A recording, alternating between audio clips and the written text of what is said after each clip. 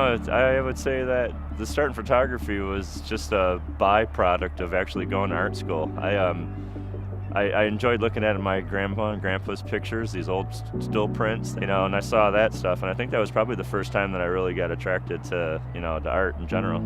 As artists, we're trained to do compositions, and so rather than like what I used to do, which was snap a million pictures and try to find the composition, I now look for the composition to take those steps out. So it helps me to kind of view that situation as art anyways before I even get to that point. I'd say my favorite aspect of photography, other than just the graphic nature of it, is actually the story that the picture tells.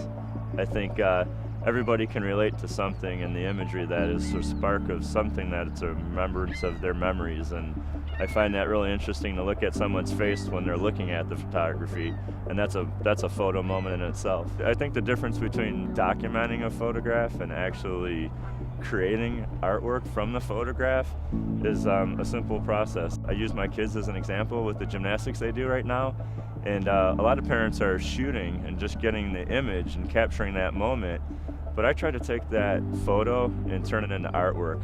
I want to capture that right movement, that right line. I want to see the shape, the arch, the contrasting corner. I look at the composition of an interior, I look at the colors, the combinations of materials, textures, grains, how the lights play off the darks, just the beauty and form. And it's probably the same way I look at photography, is the same way. That's just a beautiful still image of combination of all these graphics and colors and textures, and I can reflect the beauty of the photo to the beauty of the brand and the car.